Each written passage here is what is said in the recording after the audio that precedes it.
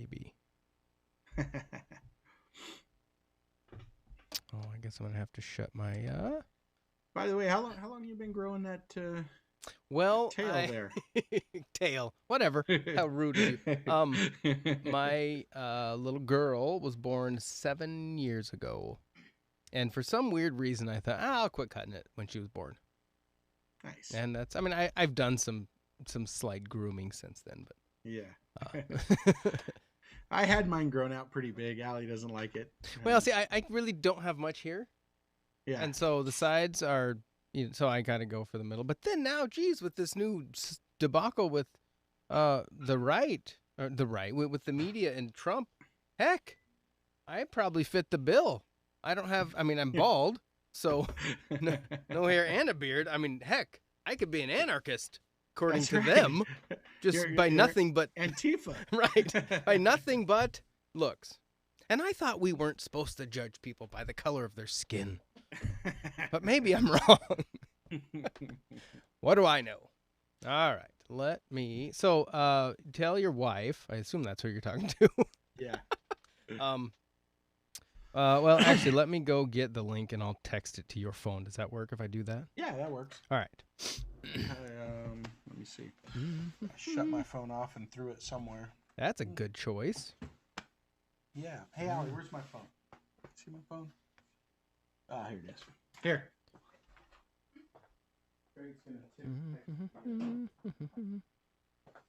For any of you.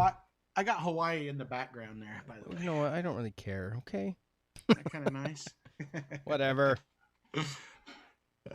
We had a nice little hike there and got all muddy. It was great. See, I was there one time in my life for about 50 hours with your brother. Nice. And that's it. And my wife, of course, still yells at me because she never got to go. So someday we'll yeah, my wife does the same thing about Europe. And I was only there for like 9 weeks. So I don't know what the problem is. Excellent. All right. Sorry, I'm trying to find. No, you're good.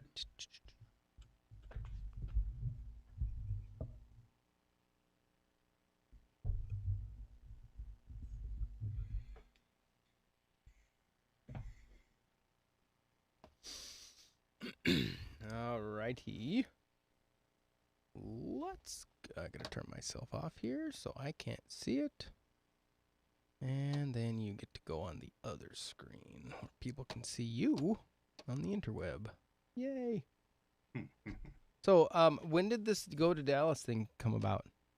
Actually, just in the last couple of months. I was on a conference call, Zoom call with my boss, and they were talking about closing the Dallas office because they didn't have anybody to run it.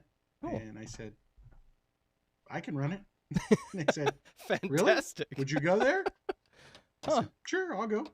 So, all right. I said, let's talk about what it costs to move there and how much more you're going to pay me, and I'll be happy to go. Fantastic.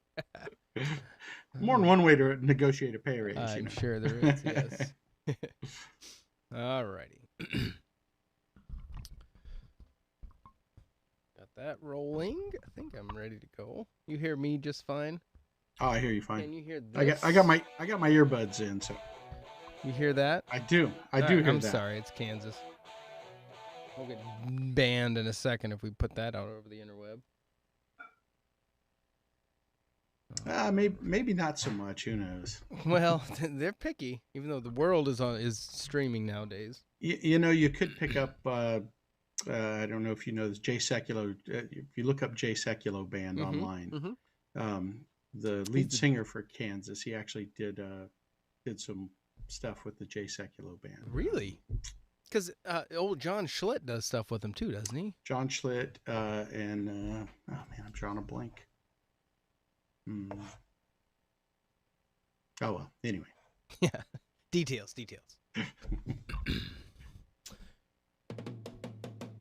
All right, you heard that? Okie dokie. All right. Do you have any kind of title you want? No. What do you go by? Whatever people call me most of the time. Excellent. All right, stand by. We'll get there shortly.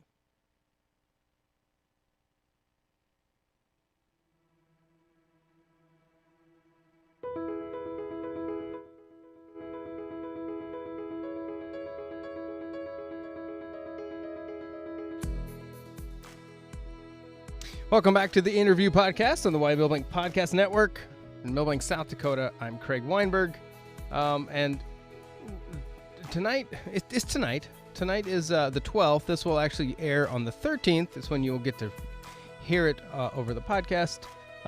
But I reached out in the the current state of affairs in our country. I've been reaching out to people that I know that have possibly a viewpoint that I want. And so I reached out to a friend of mine from way back. I don't remember. I mean, you would have been little when I was born, clearly. But your younger brother and I were best friends growing up. Andrew Degraffenreed is with us from, looks like, I don't know, is that Hawaii? Is that? That's Hawaii in the background. I'm actually in San Diego tonight. Oh, how nice for you. Thanks for taking some time to come on here, and I don't know, we're just going to dig around and see what's going on in the world. And sure, I do have a question. What's the temperature there? Currently, it was in the 40s, shockingly. There is snow on the ground, but it's been a very mild winter so far. And I will take that all day long. All right. I'm in eastern South Dakota. You're in San Diego, but you're kind of in the middle of transition again. Yeah. So we've been splitting time between San Diego and Las Vegas, but in the process of moving to Dallas. Oh, the warm. I guess you've been in the warm country the whole time. How about that? Yeah, I prefer the warm country, actually. You could kind of draw a line across the United States, and I'm really more comfortable in the bottom third. Nice, so. Nice. Thanks a lot. Not even the bottom half. We're at the bottom third. Right. You were in, you went to law school in Virginia, D.C.? Virginia Beach, yep. Okay. Back in, when was that? I graduated in 2007. And then you worked with the ACLJ and... Is that correct? Actually, I did an externship there during my last semester of law school. Oh, okay. And then worked in D.C. for several years. And then you decided that law wasn't your thing. I'm out of that. What was practicing in D.C. wasn't my thing. So yeah. Are you not cutthroat enough? There's a lot of things that go on there. It's not a great place to raise a family. At the time we left there, my kids were still fairly young. So yeah, it wasn't a great environment for us. Well, and now your children are adults with children, one of them at least. Right. So you're old. That makes you really old. It makes me really old. Not quite as old as the guy you had on your last podcast. True. But, hey, very true. I'm getting close. All right. So let's get in a little bit, because one of the main things that I wanted your thoughts on is what's going on in our political system right now. And that's a big question, because it really encompasses society, the role of government in everyday life, and then are we being represented by our representatives the way that it was intended by our founders? So I don't know exactly where to start there, other than maybe let's talk about last Wednesday. According to the news media, there was an attempted coup and insurrection against the democracy in America. Is that how you see it?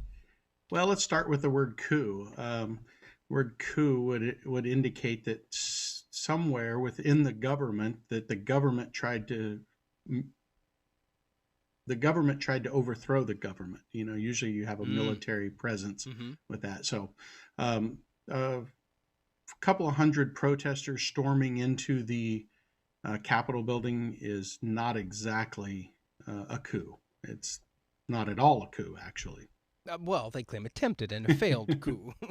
Not even that. They weren't because they weren't really attempting to take over the government. They were just attempting to really kind of Yell and delay the scream. inevitable. Yeah. Gotcha. Who wins, or who stands to benefit from any of that? I mean, if this was a coordinated effort, which it sounds like that's what's being reported, that this was a planned somewhere in the dark alleys of the alternative Twitter and Facebook medias. This is where it was coordinated. There was leadership. It was it was like the thing they were going to go out and destroy democracy. That's what I've heard in the news. Is there any evidence of that? And who stands to benefit if that's the case? Well, I'm not much of a conspiracy theorist on either side, so those don't play well with me. I think anytime you get a mob together, and I use that term loosely, you always have these people who feel like that their anonymity allows them to do things they wouldn't otherwise do. We saw it with the Black Lives Matter movement. We saw it with in Portland over and over again. We saw it um, in Seattle. Hmm. Um, uh, and many of those cases were actually much worse than what took place in DC, but they took place on the left, so we'll simply ignore that, call it a protest, and move on. Who benefits from what happened on Wednesday? I mean, the talk is that this was an incitement to insurrection by the president, the current sitting president. I think that's a gross overstatement. If they're gonna do that, let them point out exactly what he said that was an incitement. There was no encouragement to illegal activity. They try to cite stuff like "we got to fight harder." Mm-hmm. That's clearly political speak, not about going and physically fighting someone. We've got we had much more evidence of incitement on the left during some of these BLM riots. We had the woman who is now the vice president elect actually bailing out people who were involved in criminal activity. So I mean, can you imagine the uproar if Mike Pence actually hosted something to raise money to bail the guys out of jail that stormed the Capitol? Oh, But that that's would not go well. that's exactly what Harris did. So it's just a double standard. I think the Democrats clearly get the advantage from this. I think it's I don't think we should excuse it in any way. And Republicans certainly aren't getting the benefit of the doubt that a few hundred or maybe 1,000 people represent the entire party. I was talking to a mutual friend of ours a couple days ago from back in the day about this, and the Capitol Police, and that's supposed to be the most secure building in the world. I mean, it's just, well, we're safe in here, no questions. And yet, a group of, from what I can tell and what's been reported, essentially an unarmed group of people yelling. Right. Were able to overpower and break into the most secure building in the country. Sure. Is that possible that could have just happened absent some sort of conspiracy, some sort of plan to allow it to happen? I think so. I don't think you need any kind of complicated thing. Here's the reality. When you have a crowd of people that large, I mean, you're talking about, I don't know what the official number was. I know it was in the hundreds of thousands of people that were there. Biggest ever. Right. They were huge. When you start pressing that, it's that mob, that mass of people. Even if they were to open fire on them, it would have been impossible to stop a surge like that. So, eventually, but I think you could, with a group that size, you could easily force your way into that. And I think uh, the Capitol Police probably did were ill prepared for the response that they got. I don't think they expected to be swarmed. So when you start pressing that mob, they've got to fall back at that point, or or either kill open people. open Exactly. yeah Yeah. open fire or Yeah. fall back. And that's unfortunately that someone was shot, and I don't know what her full situation was, why she happened to be in there at the time. I don't know if she was part of the group that went in, but you certainly should expect that you have the possibility of being shot if you're going to uh, violently force your way into a government building. Correct. Right. That's there are people with And guns guarding the place. sure, and you had the same kind of thing in Portland with these masses of people, and essentially unarmed. I mean, yeah, they were using some lasers and fireworks and stuff, but they did serious damage to some of the buildings there too. Mm-hmm. Let's step back a little bit and talk and kind of. This is not like no one should be surprised. I don't think that we are at this point of really, I mean, crazy division in the country. It's kind of been brewing and brewing. Yeah. Why do you think it has gotten to this point? I mean, what's happened in America that's caused this to get to where either side almost hates each other, and you just can't have. I mean, you can't even have Christmas dinner anymore because you're gonna hate each other because that cousin over there, they went to college or they live in this city, and this people, they live out in the country, and so they believe one thing and the other people, and you just can't. There's no common ground anymore. How did we get here? I think there's a couple of answers to that. I think part of it is the rhetoric that our politicians have used, and on both sides of the aisle. Everyone is the enemy. Everything is a fight.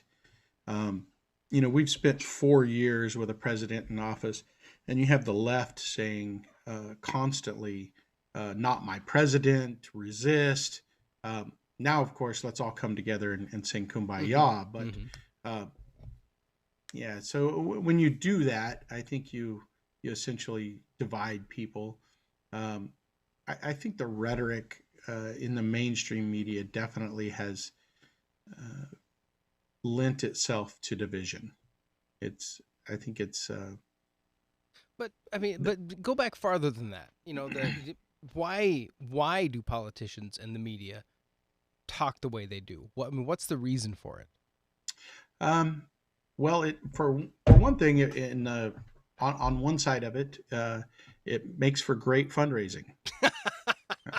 So, I mean, that's too bad. But you think you're probably right.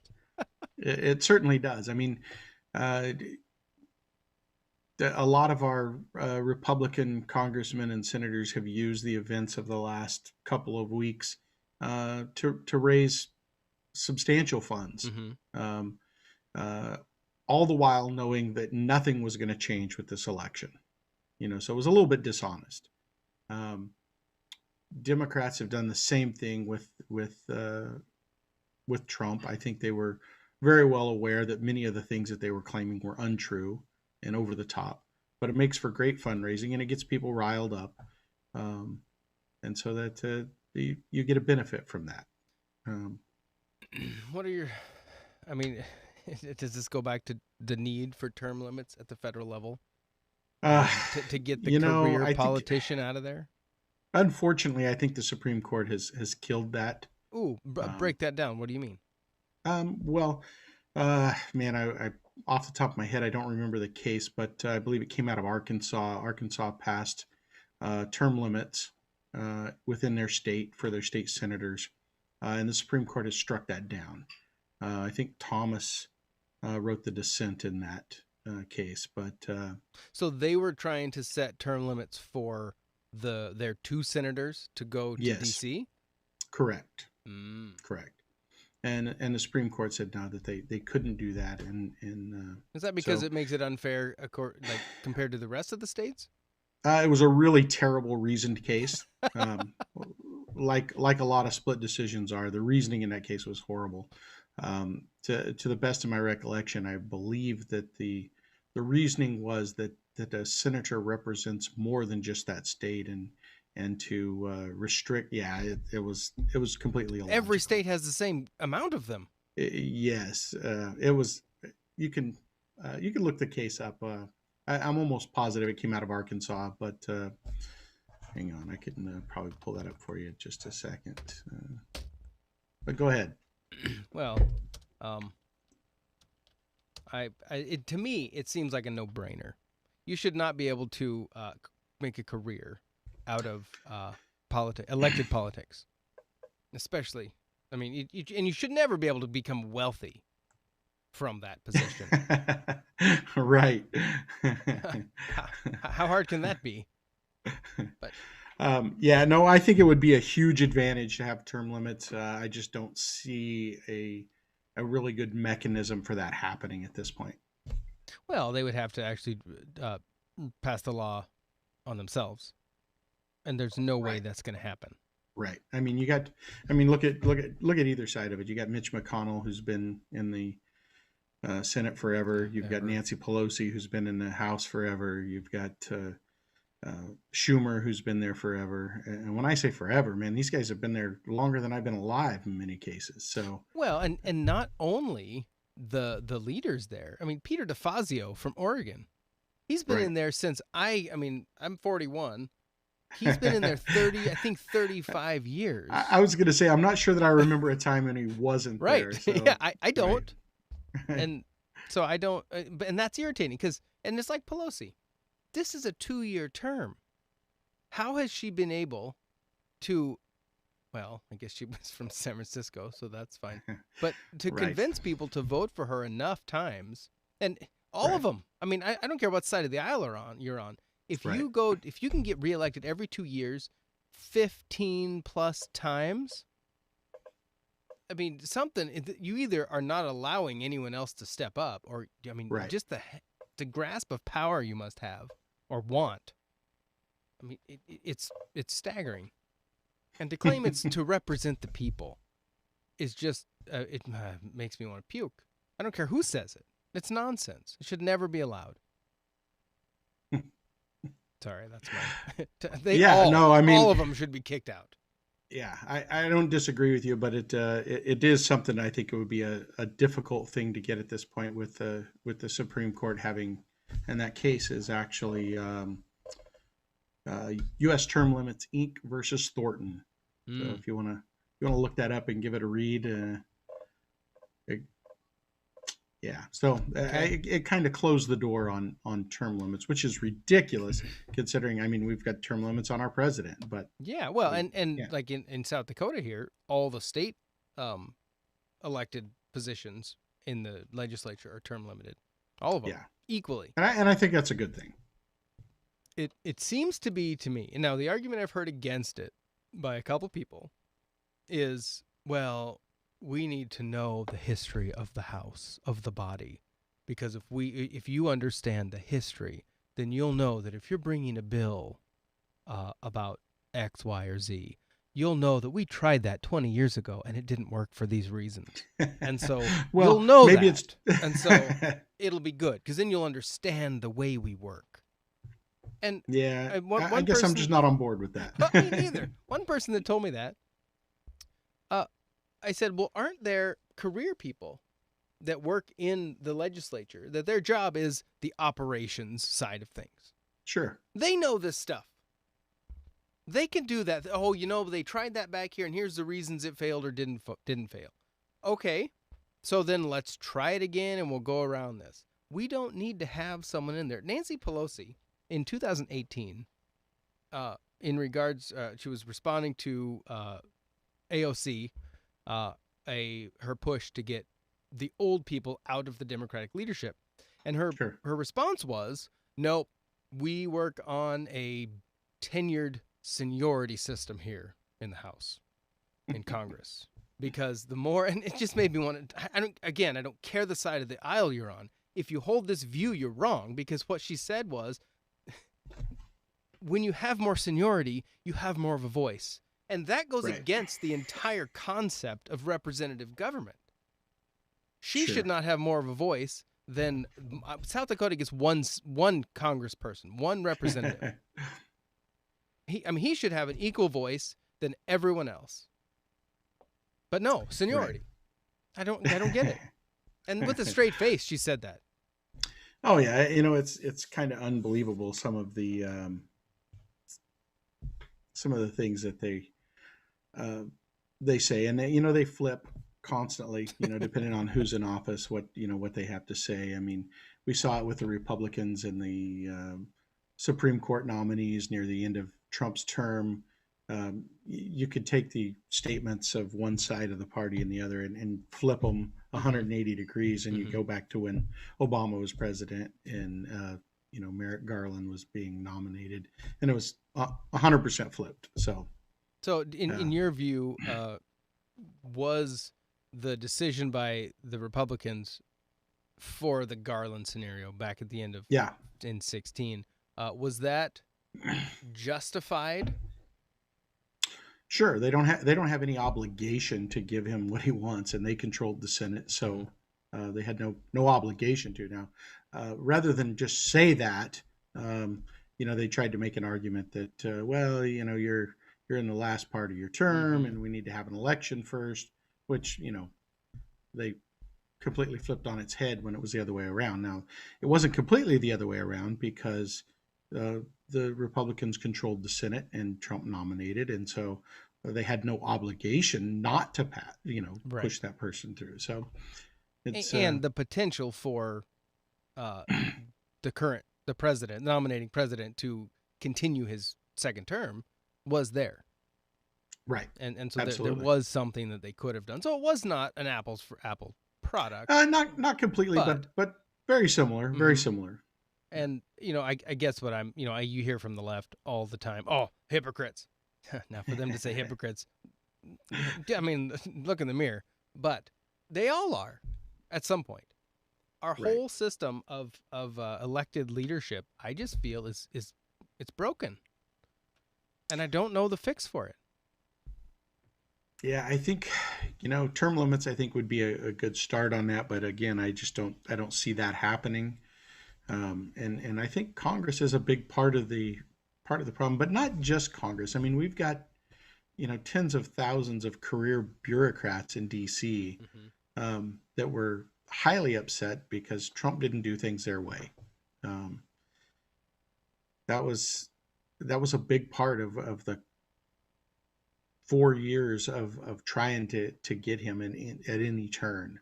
And he created a lot of his own problems. I mean, there's no denying that. A little bit of finesse would have went a long way.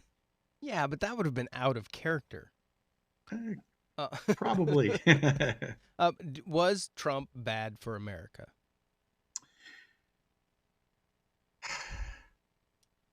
That's a complex question. Let me answer that in two different ways. Okay. I think the policies, as a result of Trump being in office, I'm extremely happy with the policies.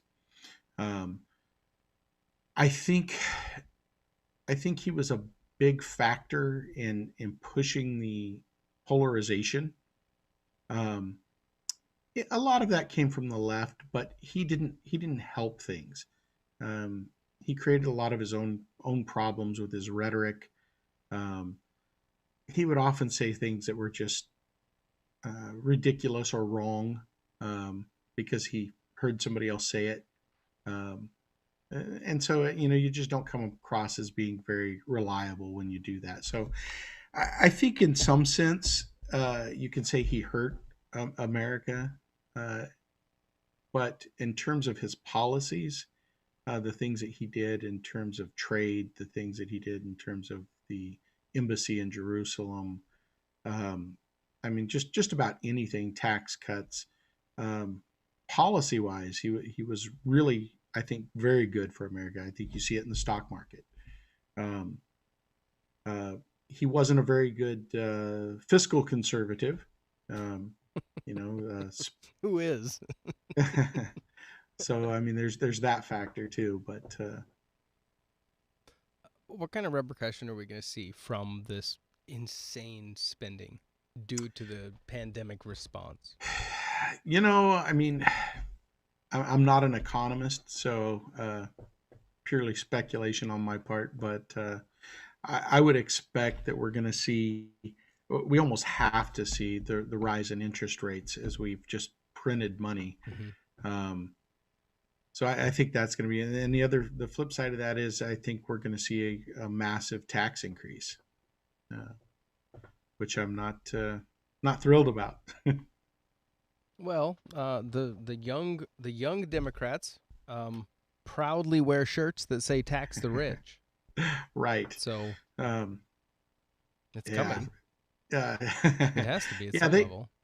they love to tax you for their own pet projects, but I think that I think the evidence is pretty clear that when you begin taxing heavily, what you have businesses that leave Mm-hmm. the United States. You have businesses that leave states, like at California. Oh man. But on a national level, when we begin overtaxing people, you're going to see a marked decline in the economy as a result of that.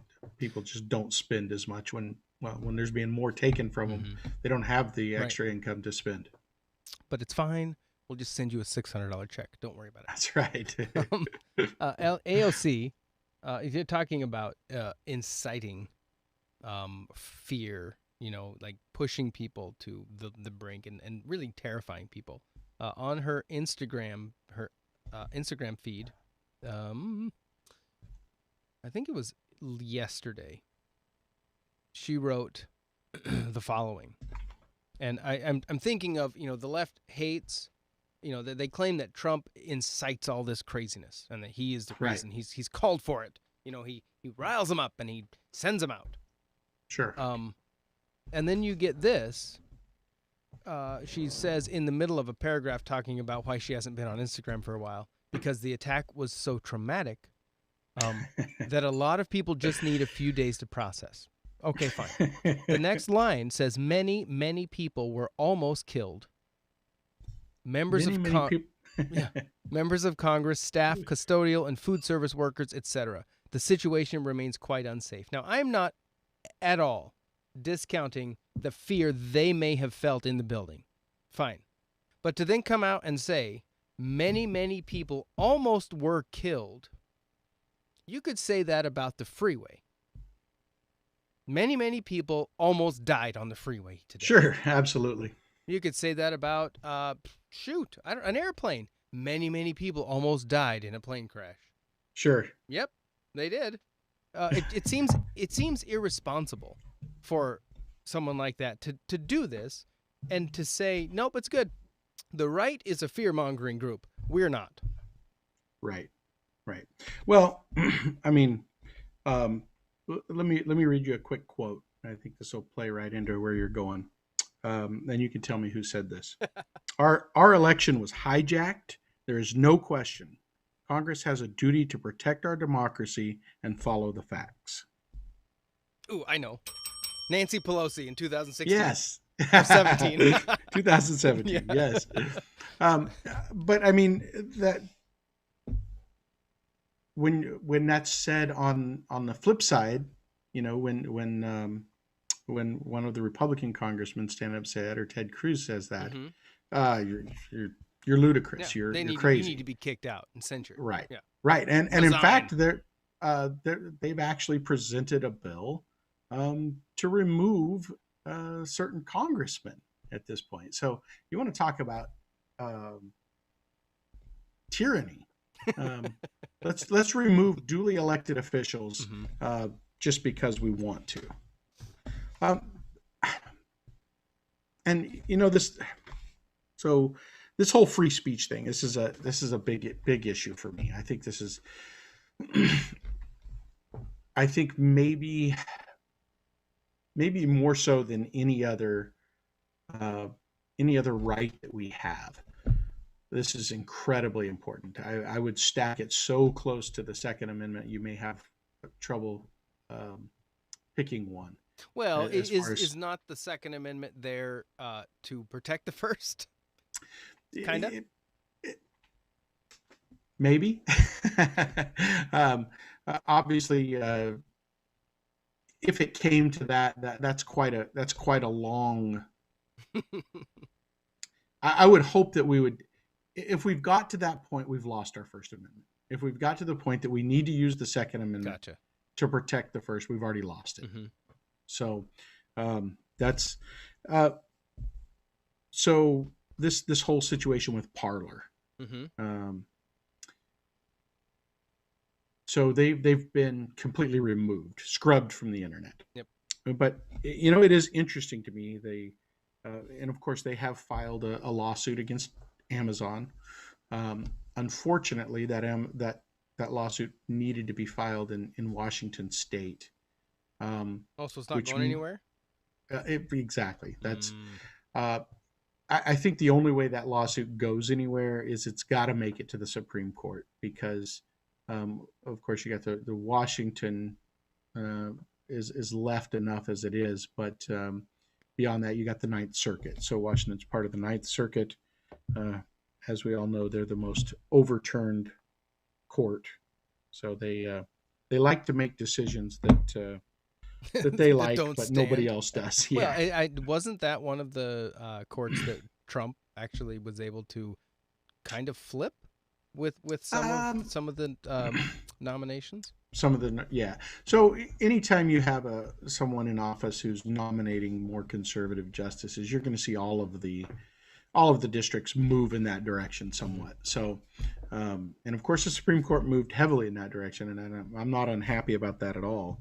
But the media has so surrounded that. So if we go back, so when Amazon first kicked Parler off, the news media, It was Sunday night, I believe. Yeah, Sunday night. So Monday, the headlines read, Parler sues Amazon for kicking it off the internet. Now, I think that's a pretty accurate description of what happened. But as time goes on, that headline begins to morph and it becomes Parler sues Amazon for cutting off its services. A little bit different statement, right? Yep. The most recent one, 12 hours ago, Parler sues Amazon for withdrawing support after U.S. Capitol riot. That's what it was. It's like now what I would read from that is they no more support calls. Right. I mean, you're out. You still run, but we're not going to help you. Right. Which is kind of what happened. But yeah, it sounds much more benign. Yeah. Yeah, absolutely. And I think that's the scariest part because you got these guys on the left saying, well, we need to ban hate speech. No, well, brother, define that. Well, exactly. Hate speech is not a category of speech. Speech is either protected or it's not. Sure, you have no right to incite violence. In fact, you have no right to incite imminent violence or imminent lawless action. Break that down.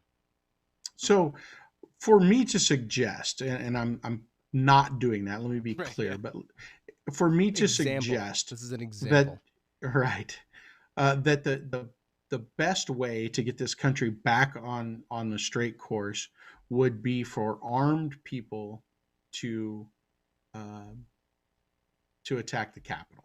Okay, so if we were to say that, that does not, on this particular podcast, that would not be there would not be imminent lawless action as a result of that. Okay.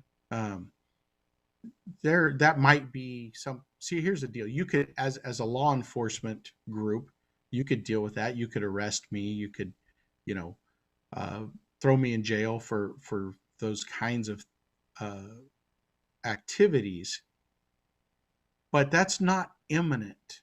Now, if Trump had told those guys, "Hey, let's go storm the gates of the Capitol right now," if he had actually, if he had actually that would have been imminent lawless action. But saying we need to fight harder and let's march over to the Capitol, that's not. It doesn't reach that level. So when these guys talk about hate speech, let me just not too many years ago. I think it was right as Justice Gorsuch was taking his seat on the court, so he didn't participate in this case.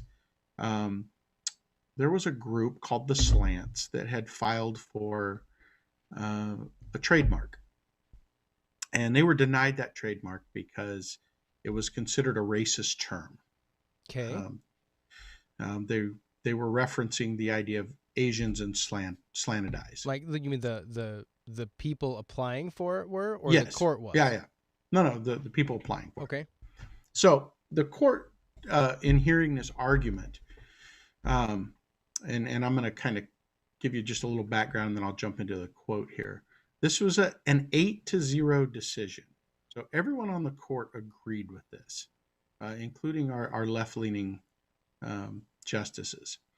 The argument that the trademark was making, that the government was making essentially, was that they had the right to block that kind of speech. And so here's what the court said in response to them. No matter how the point is phrased, its unmistakable thrust is this: the government has an interest in preventing speech expressing ideas that offend. And as we explained, that idea strikes at the heart of the First Amendment. Speech that demeans on the basis of race, ethnicity, gender, religion, age, disability, or any other similar ground is hateful. But the proudest boast of our free speech jurisprudence is that we protect the freedom to express the thought that we hate. Hmm. I think we need to get back to that. We need to protect the thought that we hate. But that's not nice. It makes some people uncomfortable. So the idea that the Supreme Court, and here's the problem, Ben Shapiro often says that culture is upstream of politics. When you get all this talk about hate speech, eventually I think it's going to leak its way into the legal jargon. Mm-hmm. Fortunately, to this point, it has not, but I think it will start to find its way in there. Do you think that may be beginning with some of the House rules that are being put forth currently on language, on the words that are allowed to be included in House rules, and so to remove reference to mother, father, those right. gender roles, is that the first step? Is that the door open now? I think so. I had a law professor who once said, "You can write the contract as long as I get to define the terms." So, the definition of terms is important. Mm-hmm. It is important that we speak the same language. I think that's part of the division here. We don't speak the same language anymore. I think there's two really diametrically opposed dialects. When you say a man and woman, and that's offensive to people, man, it's hard to find some common ground with that. Right. Looking back at the kind of thinking more on the censorship, spree that's going on right now. Right.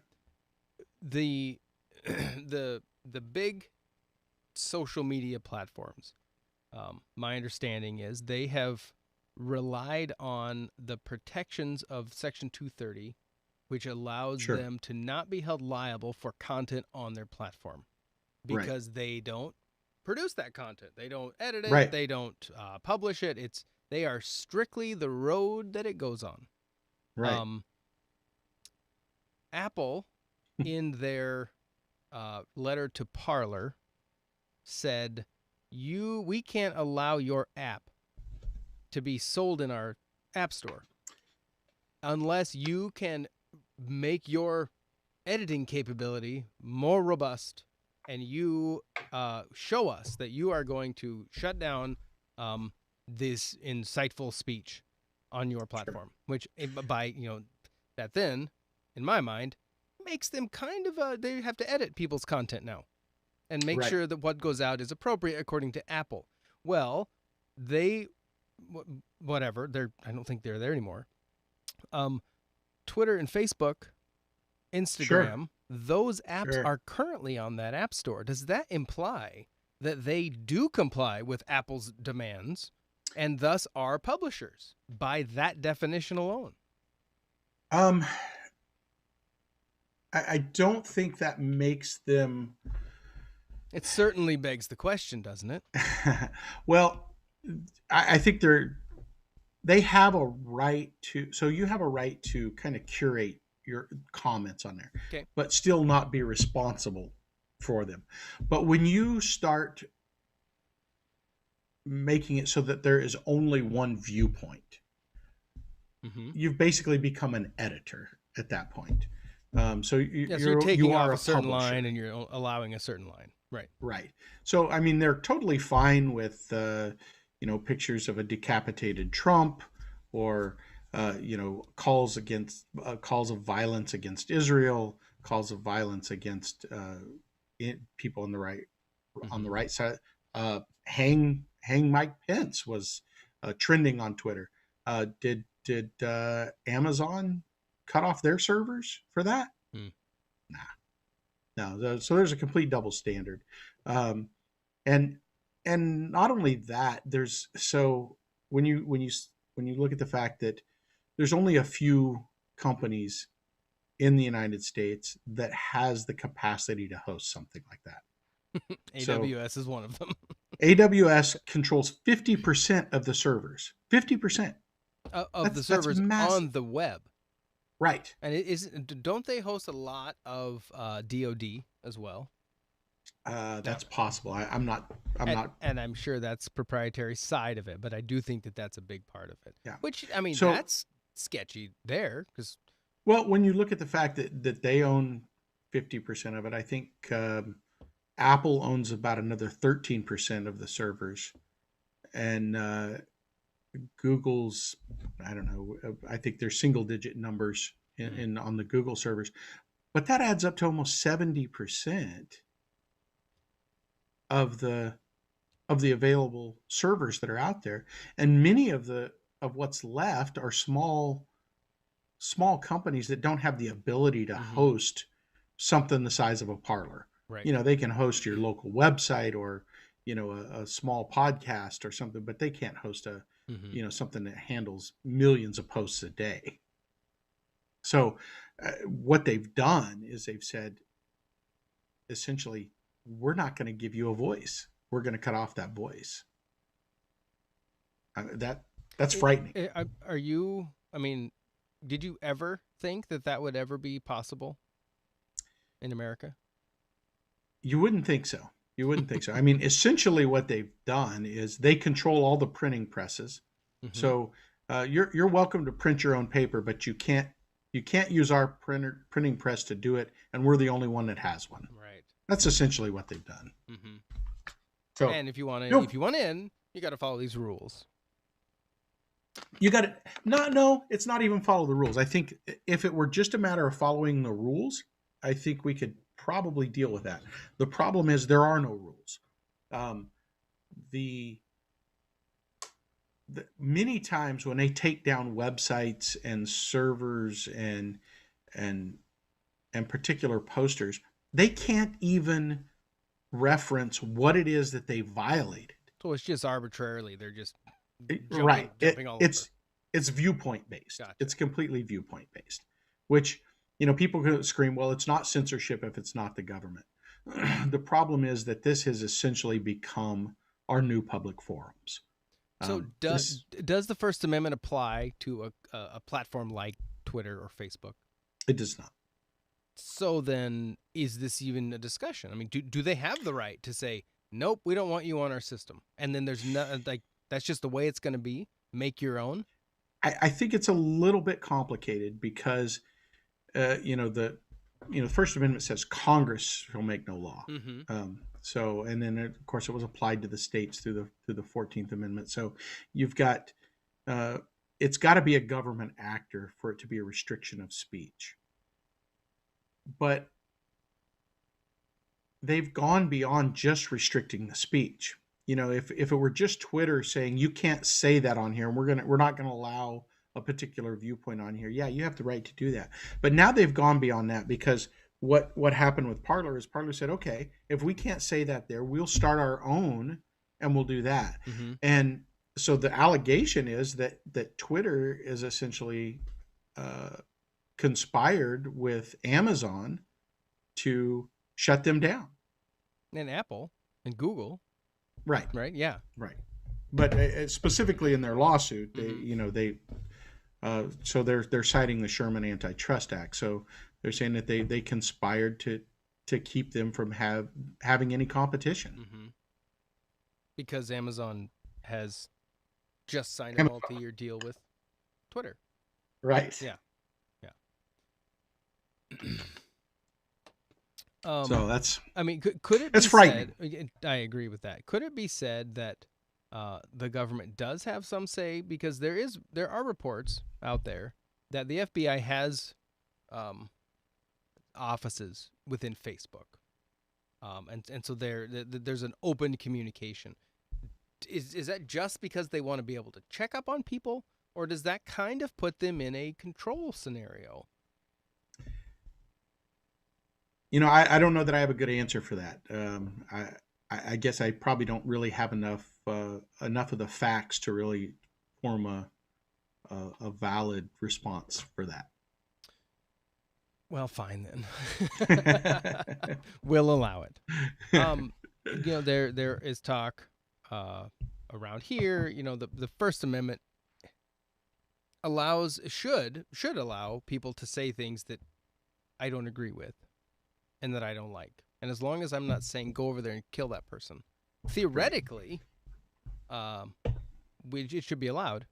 Right. And if you don't like it, don't listen. And in fact, it would be perfectly acceptable under the First Amendment to say, this place would be better off if they were dead. Ooh, because that's not an actual call. That's not a threat, and it's not a call to violence. That's an opinion about the world would be a better place if that person were dead. So, I mean, we may not like that language. That may not be the language we would want to use. But that's not that kind of language should not be banned. Do we really want to force that underground?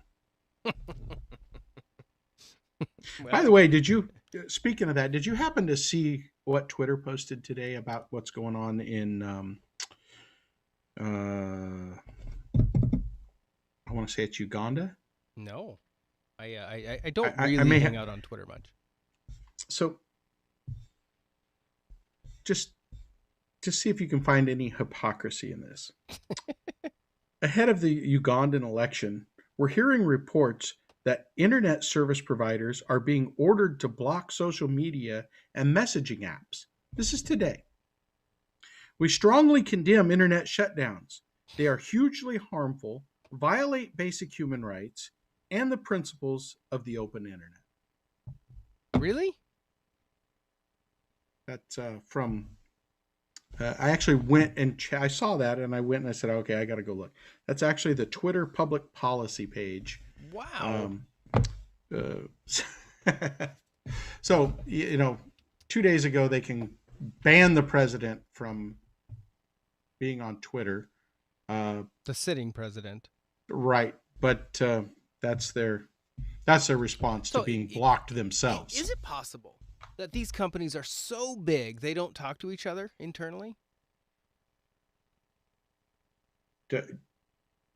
And so the people that tweeted that thing out about Uganda, either it was supposed to only go to Ugandan people, or they just didn't realize that they've just done I think they're tone deaf. I think they're completely tone deaf.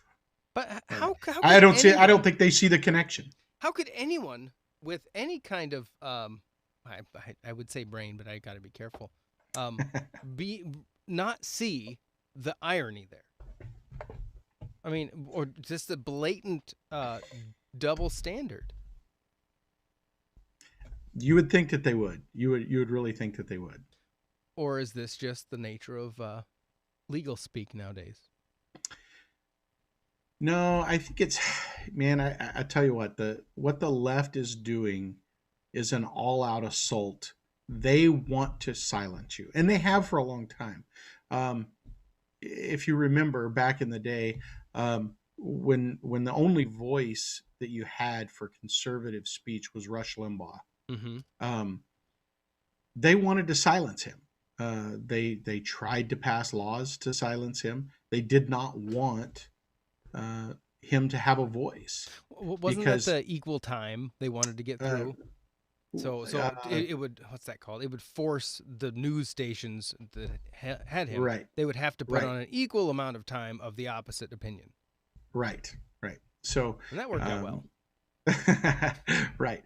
So we don't have a problem with listening to or the other side having a voice. The problem is, um, for the most part, people don't want to listen to that voice. Um, they they've found other alternatives to that, and that is they control the media that people get, whether it be movies, whether it be music, whether it be uh, the news that you see. They control the narrative, and it's always amazing. Um, they get their talking points. Like I said, I'm not a big conspiracy theorist, but when you go from CNN to MSNBC to the Washington Post, and all of these people's stories Are the same copy. exactly the same. Yeah. I mean, they word for word the same. Well, and as a We're joke, not talking about, yeah, as a joke, Jimmy Kimmel used to do a whole bit on it back before, yeah, it turned into this bash Trump show, right, and hate anyone that might not be, against him. right. They used to put collages together, compilage. And Conan did it too forever, and it's hilarious of all these news agencies saying identical script. Exactly.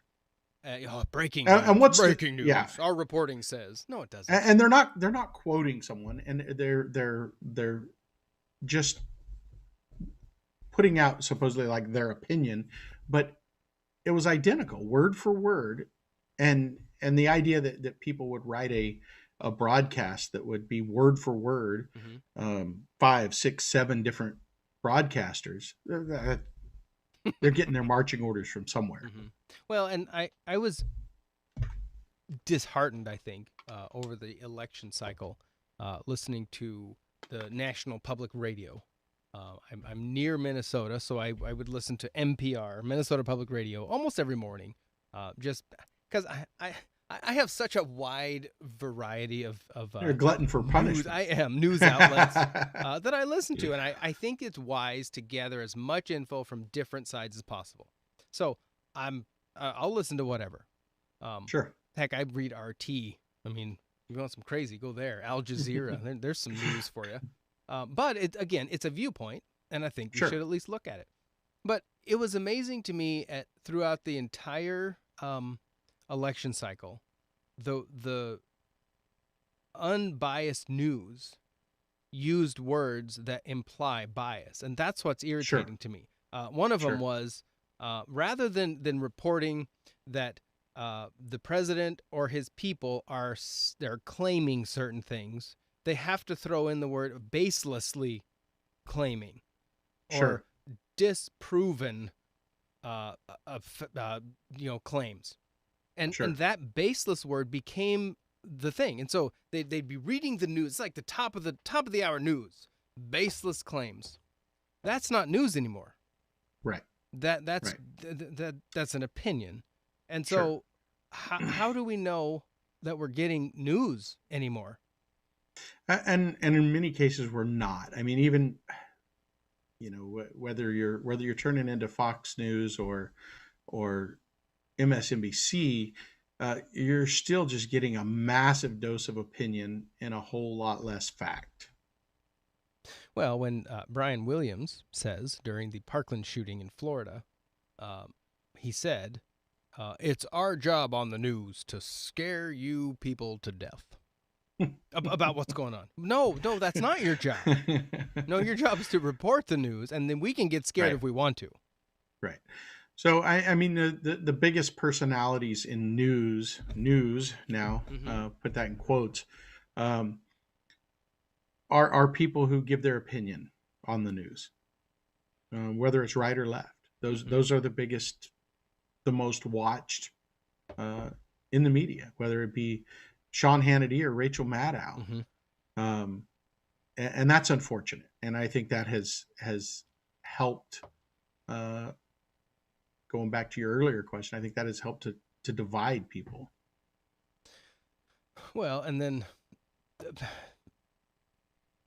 see, I kind of feel like the advent of the 24/7 news cycle Yeah. has caused this, because I just did a search on the Google right now for top news ratings. That's what I put into the Google search, and the very top story that popped up is from KRQE News, and the headline is CNN has best ratings day ever for the Capitol attack. So, Interesting why? that it was capital attack. Did you ever see any articles that didn't originate from the right side of the aisle that referenced any attacks by BLM or Antifa? Mm, I don't recall. Yeah, BLM and Antifa, those were not riots; those were protests. Well, Um, again, going back to the NPR model of unbiased journalism, and I say that because it's clearly biased one way, and I think most are. Anyway, mostly peaceful protests. Mostly peaceful. Well, I actually jokingly responded on a social media site to someone that had posted the about the riots at the Capitol, and I just posted just underneath mostly peaceful protest. Um, Did you get lambasted? I just dropped it and walked away. So, uh, but It's I yeah, yeah. nobody's describing it as a mostly peaceful protest, but it was no more violent than what I mean. It was a lot less violent than what took place in Seattle. It was Well, it was certainly quicker. It didn't last as long, that's for magnitudes sure. less. Yeah, I don't think as many people had died either. So this is true. Um, Again, I mean, it's not to advocate some sort of right, takeover. That's not the issue. But let's be honest in our reporting. sure, If we're gonna report, be honest in it. And if you're gonna right, have an opinion, that's okay, but be honest about that as well.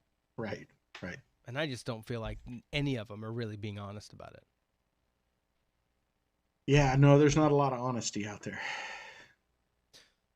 it. All right, let's go back a little bit. 4 years. What did it mean to America for Trump to even get elected? How did that happen? Because I mean, all the pollsters were wrong. They all had it wrong. They weren't even close.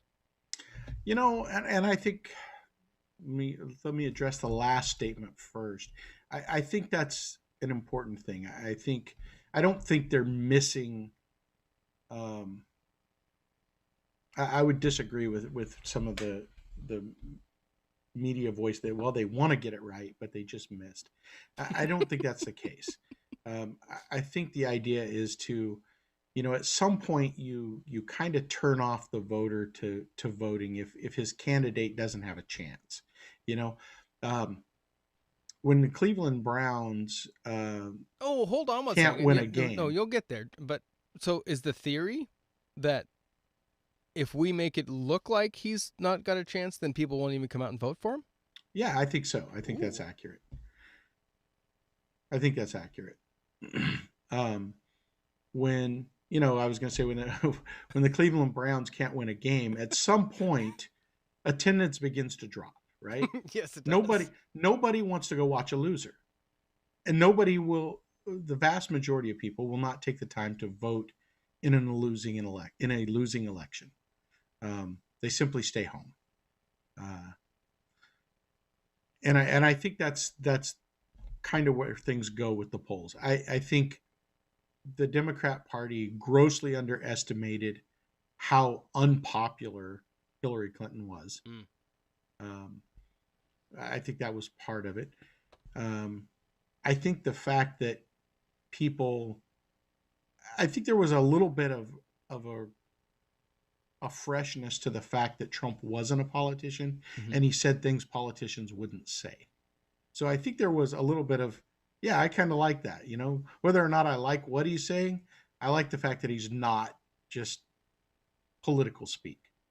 Um, so I think that was somewhat attractive to people. I think the problem is, from my perspective, Trump is not somebody I would want to work for. Um, he seems somewhat volatile. Hmm. His after 4 years of Mike Pence supporting him at every turn, because Pence didn't do what he wanted in the in his capacity that didn't even allow for him to do what Trump wanted him to do. He turned on him pretty Hmm. radically. Um, so I think there's some serious character flaws on the part of Trump, but I think in some ways it was, hey, he's not a politician, and he certainly has not been a Right. politician in that sense. So uh, I Did, think that was a big part of his ability to get elected, both in the primaries with the Republicans hmm. and in the general election. So, I mean, was his bull in the china closet persona?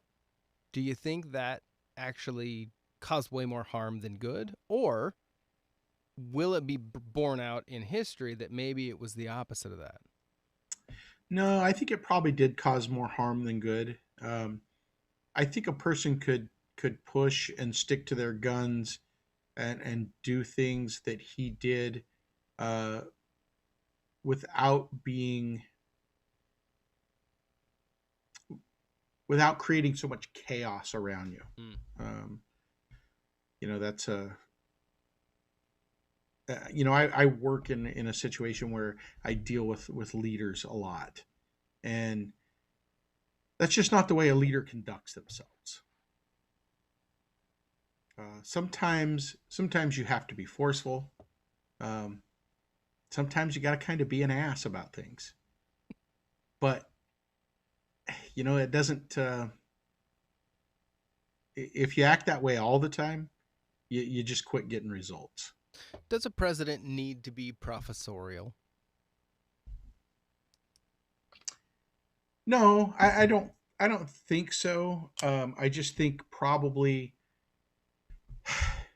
you can't attack everyone that has a different view from you. Hmm. Um, you can't just continue to isolate yourself more and more and expect to have success.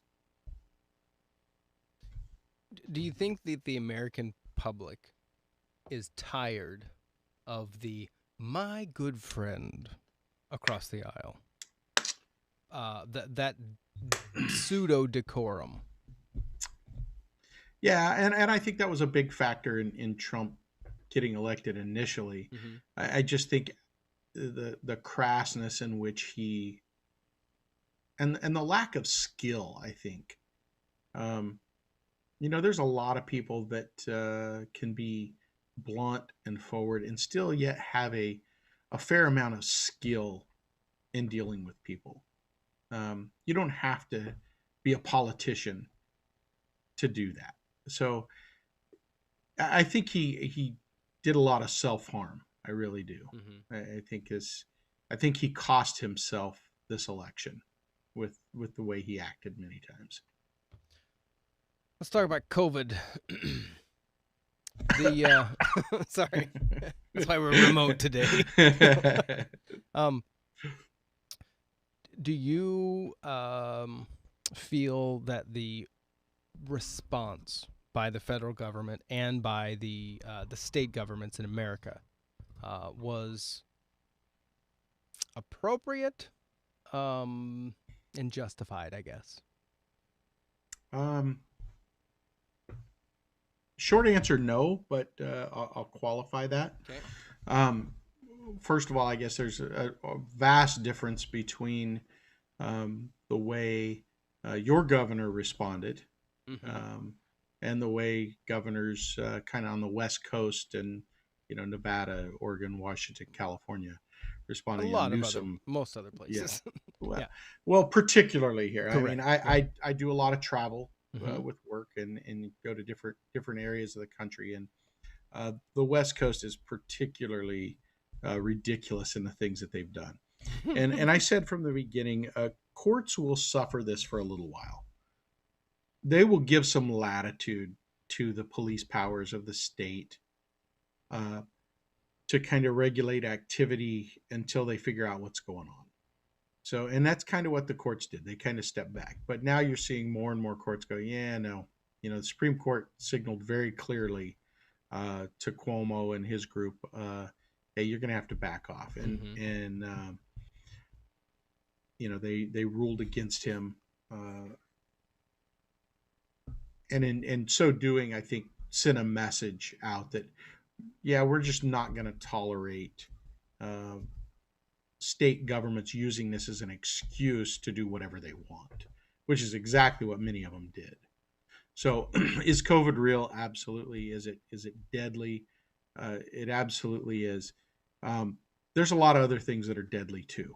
Um, and when people on the right said, "Hey, we've got to weigh the cost of this against the benefit," Hmm. and the cost being, the economy shutting down versus the benefit of people not getting sick. And uh, there was just unimaginable that people would weigh that cost benefit analysis. But we do that all the time. We do that Right. with speed limits. I mean, Hmm. if everybody drove 5 miles an hour, you'd probably never have a fatal accident. But we're simply not willing to drive 5 miles an hour. We're saying no. We're you know Right. 65, 70, depending on the state you're in, maybe 80. even 80. Yeah.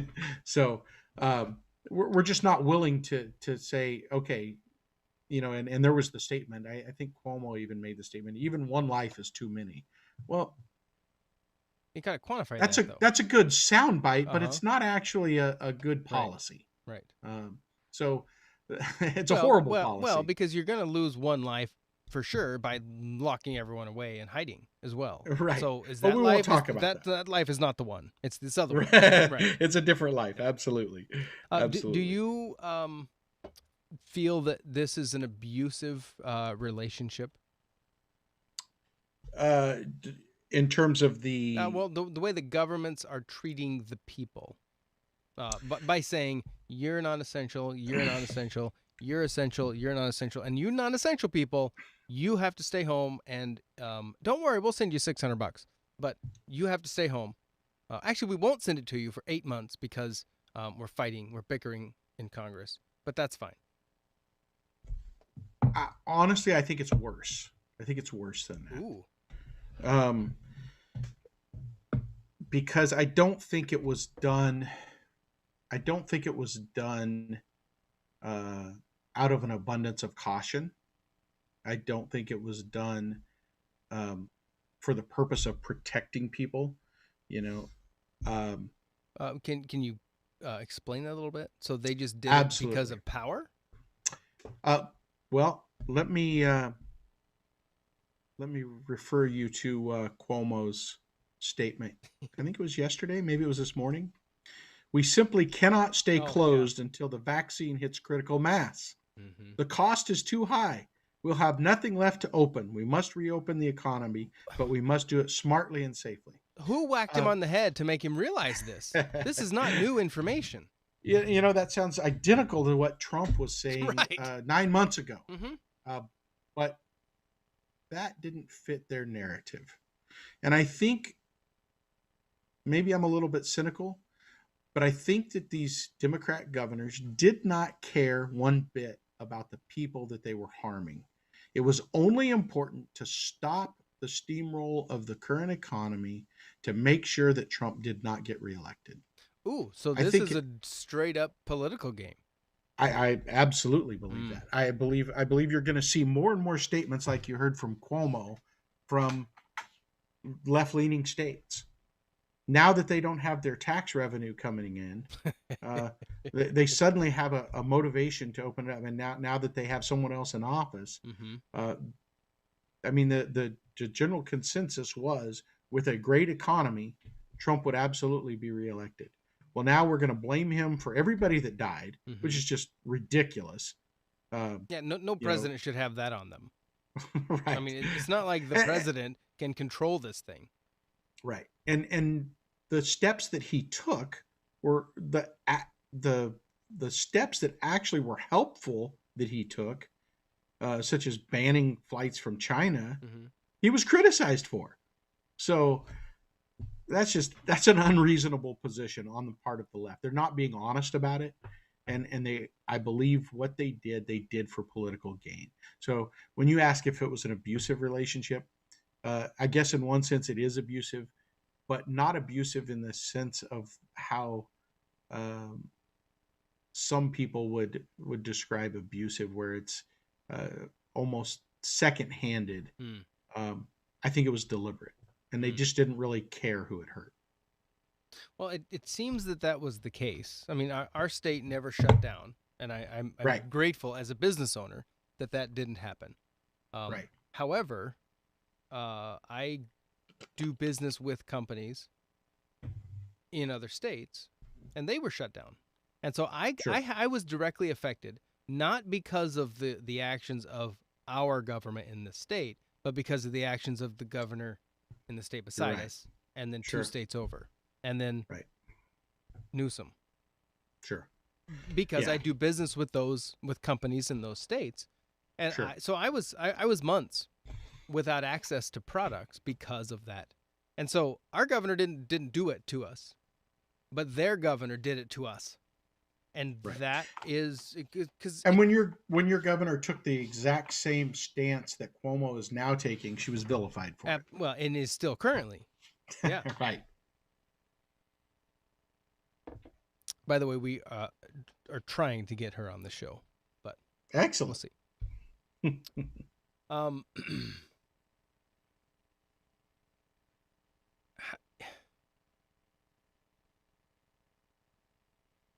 how important is the public discourse as we go forward? Like, how important is it for us um, to get back to communication face to face, as opposed to give me a keyboard and I'll tell them what I think? I think that's is critically important. There was a couple of podcasts over the last couple of years that have been, I think, pretty good at stating that. One of them was with Jordan Peterson, and last name I think was Horowitz, who was actually advising some of the Democrat candidates on being a little more inclusive Mm. and having the dialogue. And that's a podcast well worth listening to. Um, and, someone from the left.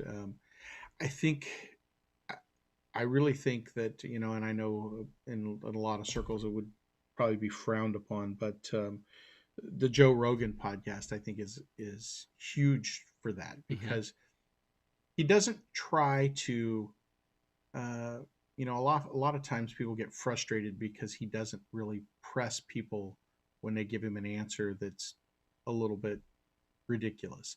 Um, he simply wants to hear their point of view, Yeah. and I think that's incredibly important to have that kind of voice.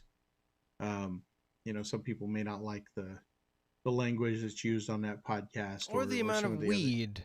other. Well, you don't have to worry too much about that. You can't really get that over your earphones. Right. So, uh, but yeah, uh, are you going to start using that to help fly your interviewees? Well, it depends. As soon as we can get him in the building, you never know. That we did pass some bill in the state that should allow that, but you never know. Gotcha. I don't know.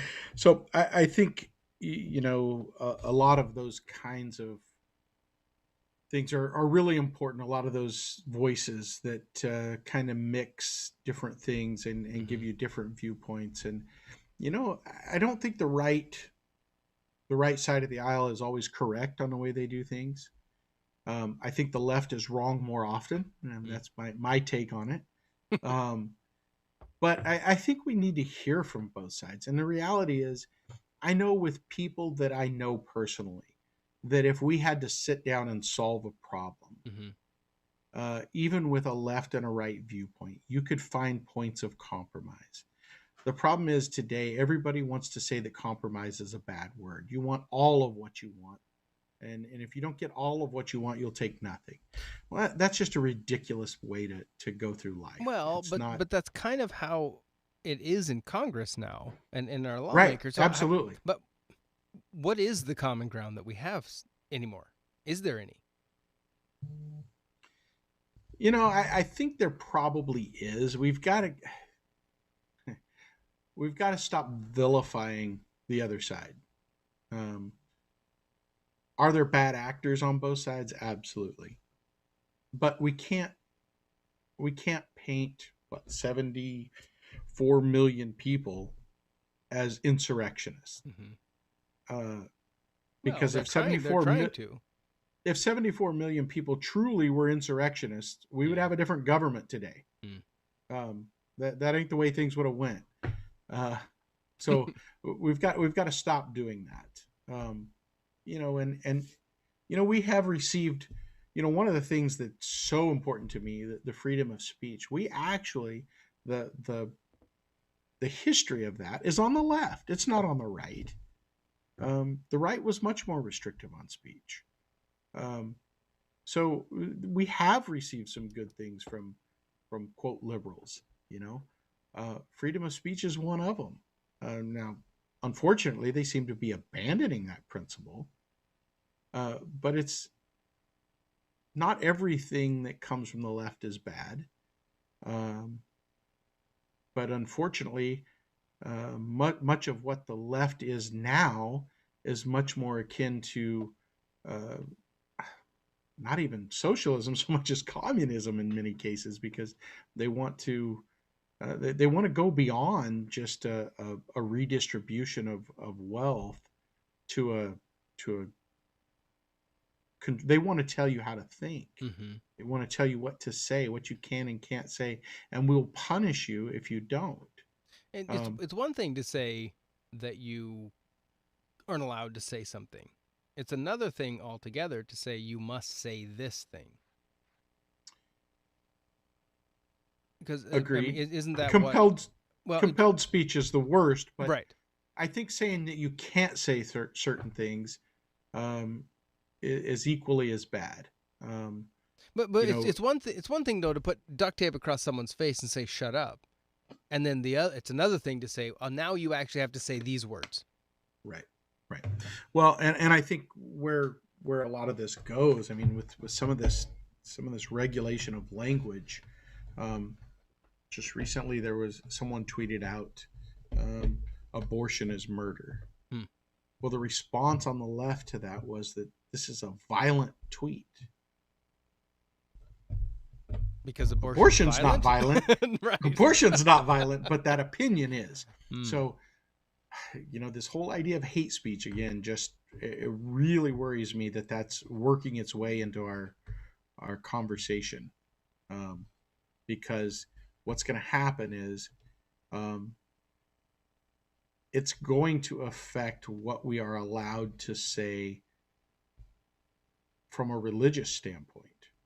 You know, um, it may not be popular to say that a certain group of people is going to hell. Mm-hmm. That's hate speech.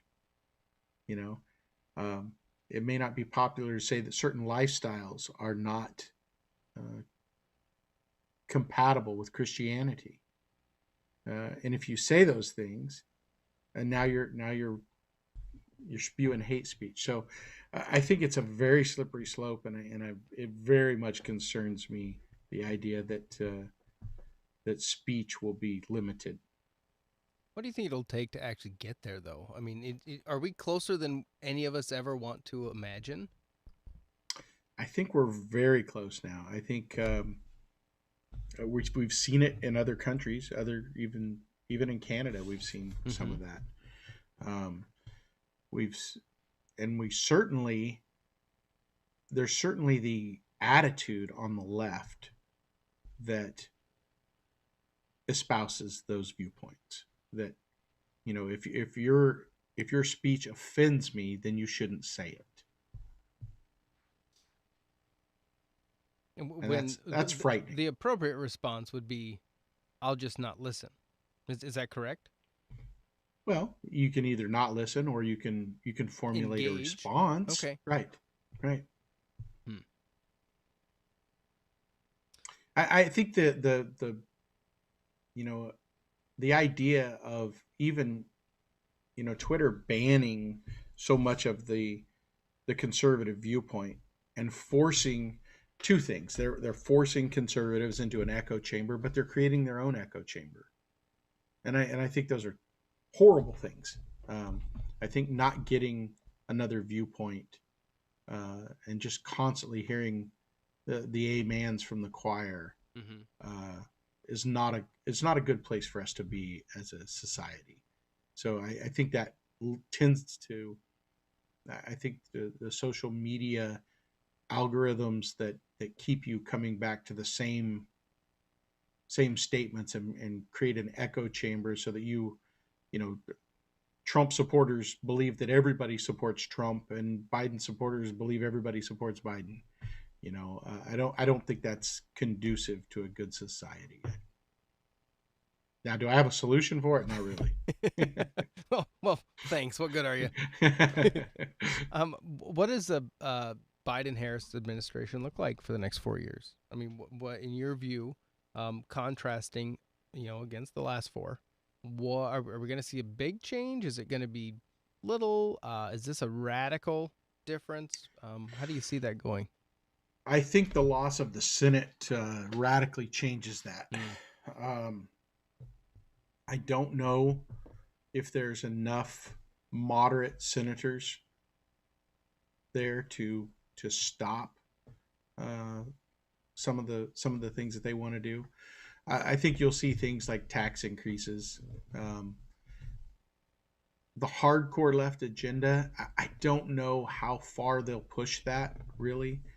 Um, Simply because I think it will be a a bloodbath for them in the next election. Metaphorically speaking. Absolutely. um, I think they will lose the Senate. I think they'll lose the House. Uh, do, that's. do you think that's inevitable, or if they try to push some of this agenda? I think it's somewhat inevitable. I think they will do some things that really motivate people who are uh, certainly not pro Biden. I think she's much more radical than he is, and Mm-hmm. I think she'll be the first female president, probably before the end of the year. That's interesting. And not maybe by vote. Yeah, right, right. um, Talk about the Supreme Court. When you were in D.C., the makeup, like, it just seems so odd that one president would get three nominations in Right, a first term. Um, right. do you feel that the picks that got put in place, in your view, were the right people? I do. First of all, I think I don't think on the right side of the aisle that there's too many really radical justices. You don't really see that. Um, Explain that a little bit. What does that mean, well, I mean, radical? even if well, so when you talk about Ginsburg would tie herself in knots to come to the conclusion that she wanted to come to. Mm. Um, and some of the opinions that she wrote were just horrendous. When you look at guys like Scalia, to go back a few years, um, Scalia voted to allow the burning of the American flag as free speech. Mm. He was personally opposed to people burning the American flag, but he would not infringe on that speech. I think the left has a much harder time separating their personal views from what they want the law to be. One of the most horribly written decisions, horribly reasoned decisions in Supreme Court history is Roe versus Wade. But the left so defends that position, even though it's based on nothing. I mean, it's an absolute travesty the way that thing is put together. There is no basis for uh, abortion in the Constitution, and yet they had to try to tease that out of there, and it's so the left goes to extremes to justify their positions that they want to have, and I think the right tends to be much more moderate on that. I mean, you even seen um, the was it Title IX case? Trying to remember which case it was. Um, I think it was Title IX case, and I think it was Gorsuch that wrote it. I could be wrong, but uh, that many conservatives were pretty upset about.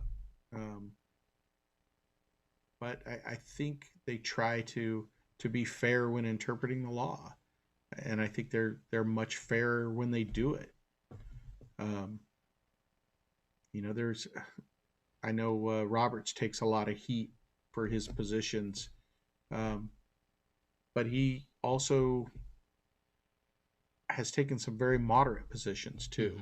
Um, I think he doesn't like to get involved in the political side of cases. So I think it's a little bit of a spineless thing to do, but some of the reasoning that he's had in some of his cases have been very solid too. So um, I like the makeup of the court right now. I think if I don't think, and I sincerely hope that I'm correct in this statement. I don't think that a Biden-Harris campaign will try to pack the courts. I think doing that delegitimizes the court. Mm-hmm. If you do that, there's no end to it. The next time the Republicans control the White House and the Senate, why not just add some more up the number again? Yeah. Mm-hmm. So I think that's a terrible, terrible way, and I think that there's enough moderates in the Senate that would never go over. I do worry what's the about. mechanism for that to actually, if that were to happen? What does that look like? It's just a matter of Congress changing that number, and the president signing it into law. So I mean, it's changed in the past, but and Roosevelt threatened to do it, but I don't think it's changed since sometime right after the Civil War in terms of numbers. So it's been this way for a long time. It would destroy the integrity of the court to do that. So I don't think that will happen, even though that was kind of floated out there by some on the left. Would it be similar to Congress just deciding on not a whim, but just getting together and deciding that they would change the number of senators there are? Would it be similar to that, or is that a totally different process? Well, now that's actually, I think, more likely thing, and the way they would do that would be by adding DC and Puerto Rico as states, which would immediately increase their numbers on their side, and I think that's a very real threat. I could see that happening under a Biden administration. Does that then change the makeup of the representation, like, for generations? Like, are we going to see any kind of balance after that? I don't think so. I think if you do that, it's going to be very hard for the Republicans ever to have a majority in the Senate. Hmm. I mean, you're essentially giving them 4 gimmies. So, Which, you know, I guess was the other I way mean, around. they've already got a few. I mean, you're not there's just California doesn't. I don't know when the last time they were elected a Republican senator. Uh, New York. Yeah, it just so. Well, it's an exciting time to watch politics, I think. Maybe I think in recent months I found myself turning it off more often than not, just because I don't really want to listen to the bickering and the one sidedness. I will say this for myself, I found myself increasingly getting my information from alternative sources. Hmm. Um, I don't. It's very rare that I watch TV to get my news. Um,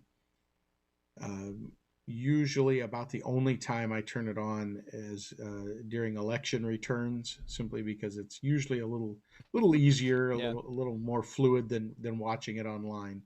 Um, so that's about the extent of it for me. I tend to get most of my information from reading on the internet, sites that I visit, um, and podcasts are a big part of that for Yeah. me. So uh, I think if more people did that, maybe there'd be a little less a little less vitriol in the. Yeah. Um, to more personal notes, you have been. I'm trying to think the last time when I actually saw you, and I don't know if I know that. I'm not sure. Because you guys, well, when I moved to South Dakota, you guys were on the East Coast at the time. That was in 2008. Okay, so probably I'm going to say we visited back on the West Coast a couple of times while I was in law school. So if I saw you one of those times, it would probably the last time I saw you. If Right. I didn't, would be about 2004. So Oh man, has it really been that long? That's crazy. Absolutely crazy. yeah, I started law school in 2004. I think yeah. That's nuts.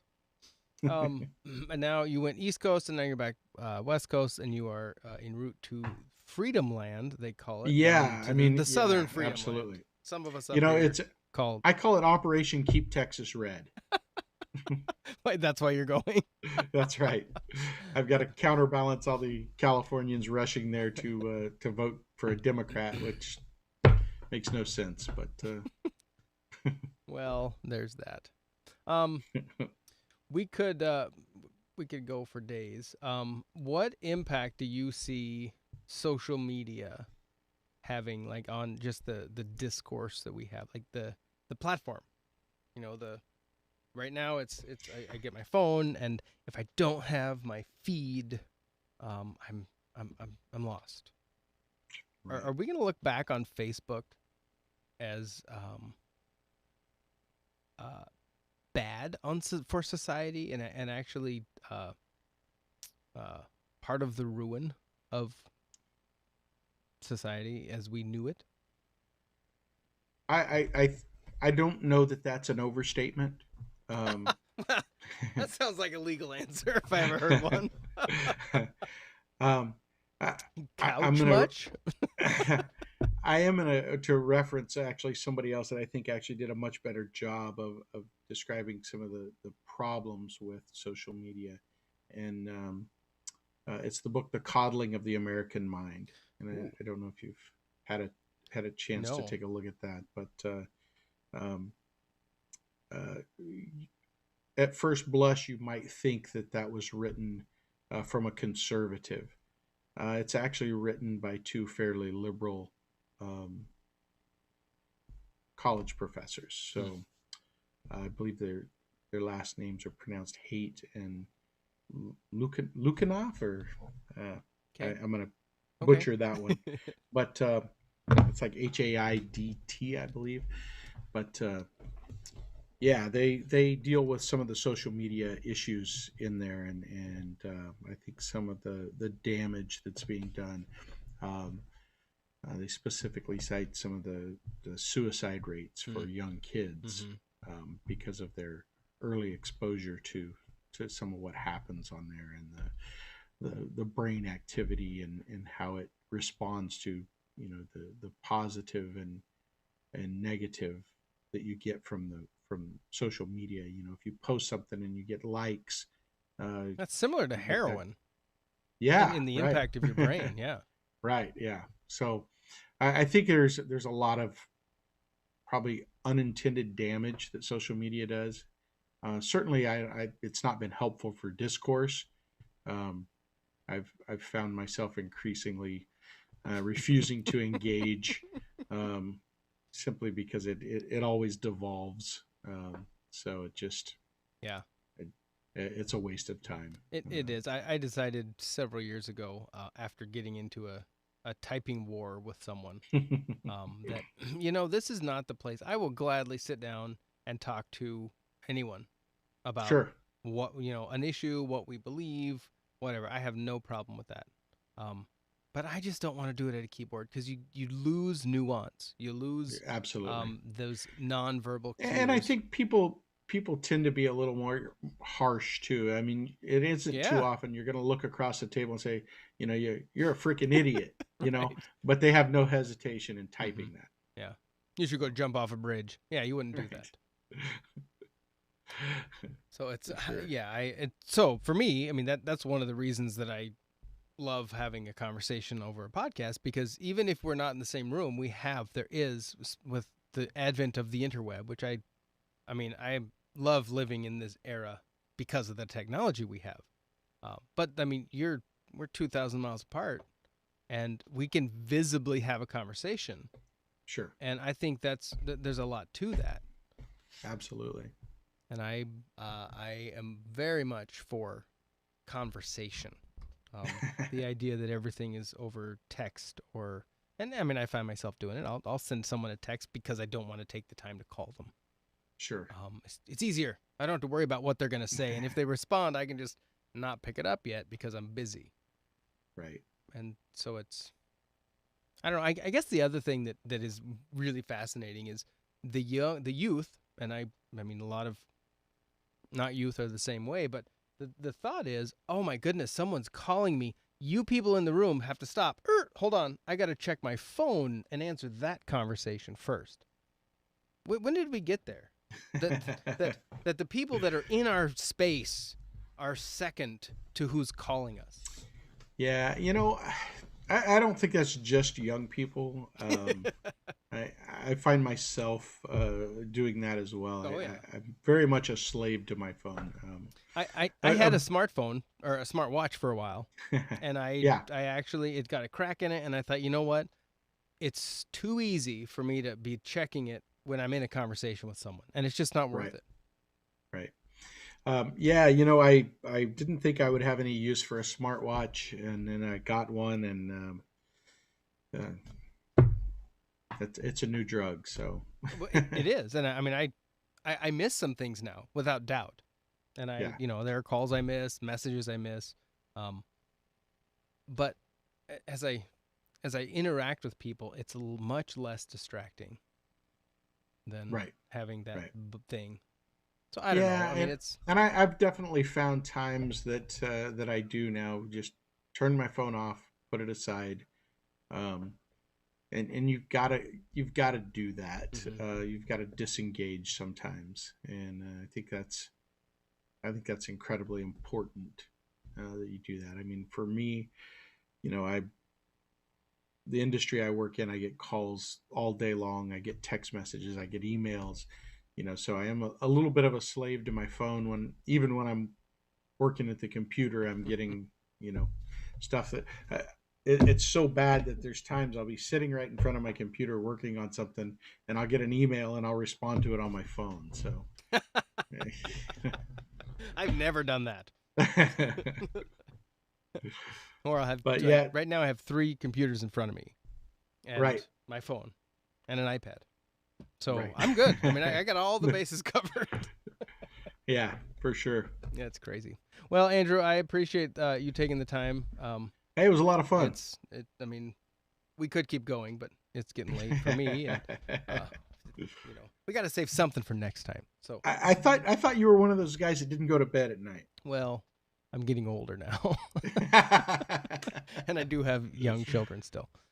So, unlike yourself. That's right. Oh, you got grandkids now. See, that's nuts. I do. You're old enough to have grandkids. What that Right. does is it makes me old, and I don't really like that. Yes, But, indeed. I mean, I have a 2-year-old, so maybe that's my fault. We like them though. Very good. Do you care to have people follow you on any of the socials at all, or? Yeah, if somebody wants to reach out, I'm pretty easy to find on Facebook. I Nobody would be too interested in following me on Twitter. I so rarely tweet that it is not fun for most people to follow. Yeah. And I just don't do Instagram. So, well, there's that. I did see a big push recently for everybody to go back to MySpace. So, resurrect that. I wonder if any of that data exists anywhere. It must. It's still there. It's still there. So that's crazy. I mean, that was the first thing I had, and it was so cool. I don't know why. I mean, at that point, I didn't have any. I mean, shoot, my Facebook feed now is so. I mean, I scroll through it to see, the things, the occasional video. Then I'll get in that rabbit trail, and geez, that doesn't end. And they're funny, and they've figured it out, and this is what frustrates me as a consumer, and I need to stop being a consumer of it and start creating, because there's clearly something there. They've figured out that 3 minutes is what the person can stand if it's compelling. And so all these videos are 3 minutes long, and it's so easy to go, oh, I gotta leave. Oh, it's only 3 minutes. It's fine. Then the next one. Oh, I really got. Oh, it's only 3 more minutes. Or you're. I think what is TikTok, like 45 seconds or something, or less. Yeah, it's crazy. Yeah. But I have not gone down that road, and I don't intend to. I don't have time for another social platform. Heck, I just looked at Gab the other day, and I don't have time for another platform. Right. Yeah, there's so much of that, but it is interesting that conversations like this are becoming more popular at a time when they keep telling us our attention span is becoming shorter and shorter. That is a fascinating point, because it really is. The long form conversation podcast is, I mean, it's one of my favorite things to listen to. Oh, absolutely. And to be honest, Rogan is an inspiration of mine for this show, because I think it's extremely important to get people to talk. Yeah, absolutely. And just and earlier today I recorded the show right before yours on this podcast with the guy, Bill Bader. He's a racetrack owner in Norwalk, Ohio. And I met him, if you didn't hear the show, I met him. I produce a drag racing podcast also, called Class Racing Today, and those hosts had him on in December.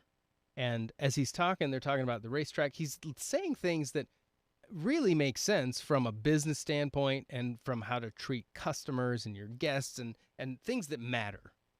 Sure. In business. And it's like, okay, this guy intrigues the heck out of me, so I need to get him on. So he came on today and earlier today, and it was a fun conversation, because this guy, he's been in business for 40 years. He understands what it means to treat the customer well, as priority one. And sure. It was a great conversation. So if you haven't heard that, go back and listen to that on give the it a podcast listen. Feed.